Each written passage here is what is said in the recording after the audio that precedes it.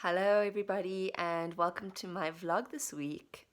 This week has been quite a challenging week, I think, for many people in our country because of everything that's going on. And so I'd initially planned my vlog on a completely different topic, but it seems a bit remiss for me to not use this as an opportunity just to help families at Small World with dealing with, what is going on in our country at the moment. So, um, just to fill anybody in, currently we're experiencing quite a lot of xenophobia in our country, where foreigners are being targeted and are often either being burnt or killed just for being foreign. Due to the high levels of unemployment and just general unrest in our country at the moment. And at the same time, we're also experiencing a lot of gender based violence towards women and girl children, which just seems to be getting worse and worse, even though everybody, I think, is trying to make an effort to prevent these things from happening. And what can be really difficult in going through these times is not just having to deal with your own emotions, your own thoughts, or your own trauma regarding these issues, but also understanding how to talk to your children about these issues, or aside from that, how to talk to your children about these issues in a way that doesn't perpetuate them. And while I don't think like there is a right answer to this, I thought I would just draw on my own personal experience as well as some articles that I've read that I'll attach to the caption of this vlog. So, I think one of the important things to realize, and I also discussed this in my vlog around diversity and talking to children about issues of diversity and whether these things should be discussed with them or not. And one of the findings is that it's very important to talk to children about difficult issues because often they are aware of them, whether it's through things that they've heard at school, picked up in conversations, or sometimes it's just, I think children have a very intuitive nature, and sometimes they can just pick up on knowing that something is not quite right. And so avoiding these type of issues has been shown not to help, but actually to be detrimental to children. And I think it would be safe to say could often perpetuate the problem if children do not feel equipped to deal with these kinds of conversations or have not been guided as to how to act or how to respond in certain situations. So I think the first thing to do is to speak to your children. But before that, before having a conversation, to perhaps speak with yourself about where you are in the moment. Take a moment to sit, breathe, establish where your mood is, establish where your emotions are, and just check in with how you are reacting or feeling as a result of what you are listening to or being exposed to. Because often we don't realize how much we're being impacted by things going on in our cities or in our countries. And if we aren't careful to first clear our own slate when it comes to our emotions towards these issues, often our own emotional baggage can be transferred onto our children unwittingly and unwantedly. So my advice would be to take a moment to either on your own sit in silence, breathe, reflect on your emotions, reflect on how you feel about this issue, and try to alleviate any active or strong emotions that you are currently feeling. That's not to say that you don't have to feel offended by something that has happened or you don't have to know that something is wrong, but instead to try to transcend that emotional rawness that I think a lot of us feel when we are first come into contact with issues around violence, crime, whatever it may be, difficult topics. So that's the first thing, is clear your emotional slate. The next thing I think would be to try to establish what you want your stance to be when it comes to these issues. Often it's very easy to jump to a stance of black and white, and in this sense I'm talking about wrong and right or right and wrong, and seeing somebody as incorrect and somebody is correct, or seeing somebody as victim and somebody being perpetrator, and taking a moment to explore these topics a little bit deeper. Perhaps look at what is the reason for what would usually be called the perpetrator and acting the way that they are acting. What is the reason for the violence? What is the root cause?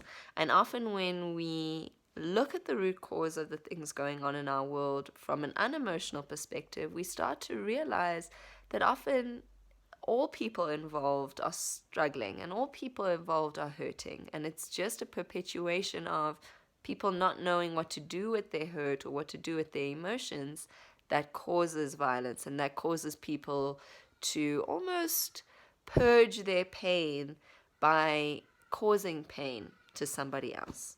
So that would be the second thing. Establish your stance in a way that is as objective as possible, and trying to see the different perspectives in the issue. That's not to say, often in these issues, it's very obvious to see what's morally wrong and what's morally right. But sometimes it takes a little bit more reflection to understand why those who are doing the wrong are doing what they are doing. So that would be that. After establishing your stance, clearing your emotional state, we're at a point where you feel like you can have an objective conversation which explores both sides of what's happening. Then I would say it's the time to broach the topic with your child. And how you choose to do this, I think, is age dependent. And the older the child gets, the more that you can start to speak to them from a bit more of a mature perspective or a bit more of a detailed perspective. Whereas I think when you're dealing with children who are a little bit younger, sometimes you don't even have to go into the intricacies of the issue. Sometimes you can just speak to the child by telling them that there is somebody who is in pain or somebody is hurting, who is inflicting pain on somebody else just because they aren't too sure what to do with their own emotions. And so I think when it comes to, often people choose not to tell their children things because they feel like they're at an age where they cannot handle it. Whereas often a lot of the conflict that they're experiencing, even though it may seem like it's on a much smaller scale when it comes to sharing or apologizing, or respect or listening, often they are learning these lessons. And if you look at the root issues that are happening, on a grander scale, it's these small lessons that we as adults haven't managed to really put into practice ourselves. And that's the stance that you can have with a child that's a bit younger, but also a child who is a little bit older. For me, I find that speaking to somebody in a way by linking what you are talking about to an experience that they would understand is often the best way to put a message across. So instead of talking about these issues as you would hear them on the news or as you would discuss them with your peers, sometimes it's best to think of a situation that is similar to what a child would be experiencing in their life, and to turn the lens to look at things from that perspective.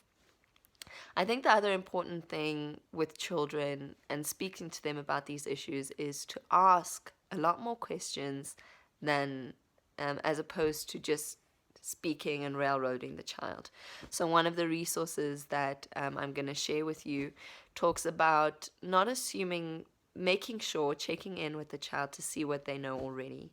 So that's always the best place to start, asking, hey, what have you heard about this and this issue? What do you think about this and this issue? And only if you find that their knowledge is incomplete or needs to be expanded on, or maybe they perhaps know nothing at all, then to dive into things.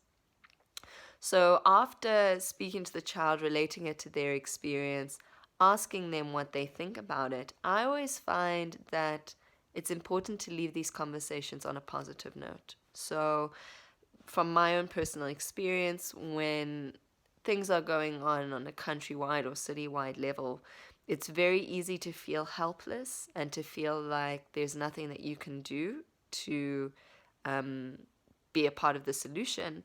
Whereas actually, if we take the time to look at ourselves and how we would react to these situations, or what our role may have been in these situations, we start to see that we can have more impact than we originally thought.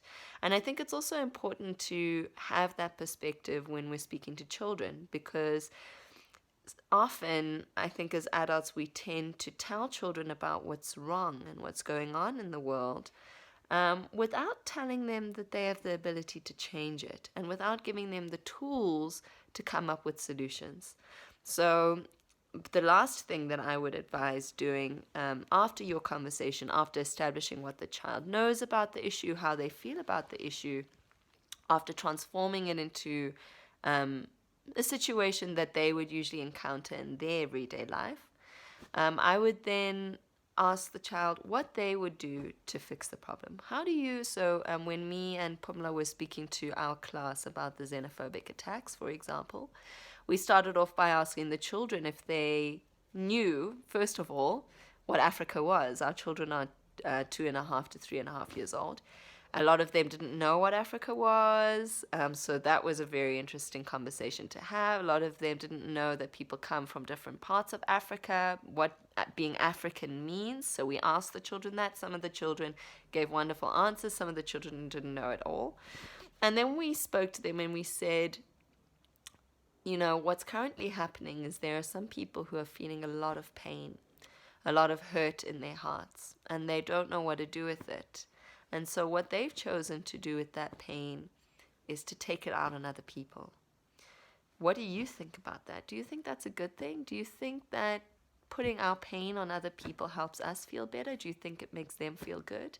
And of course the children knew this because they've experienced that. They've experienced somebody who's angry taking out their anger on them, whether it's about a toy, not sharing that, or disagreeing with an opinion.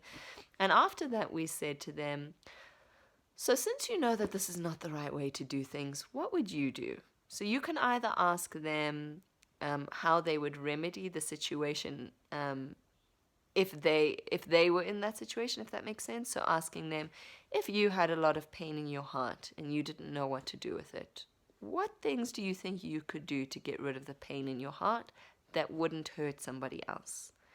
Or you can also talk to them about a solution with them being outside of the issue. So for example, we said, because of this, we're seeing a lot of people that are very hurt. What would you do to help somebody else who is hurting feel better in their heart? And the children all knew exactly what to say. And that I find is often the best way to end off a conversation, because then the children are left thinking of positive things and of things that they can do and things that they can change and things that make them feel good, as opposed to just being dumped with this negative scenario. All of this is going wrong with the world, and feeling pretty helpless, even though they may not express that. So yes, that's just my short vlog on what is an extremely complex issue. A lot of it is taken from my own personal experience, but also a little bit of what I've read. So I'd love to know what you think about this and what conversations you've been having with your children about it.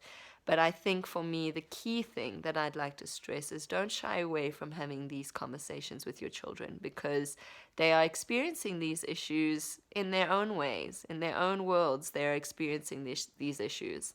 And if we don't speak to our children about these things, in a way we are perpetuating the problem, because future generations will not be equipped to deal with them and will find themselves in similar situations to us. So I hope that's helpful. Let me know what you think. Bye. Have a great rest of the week. Bye, everybody.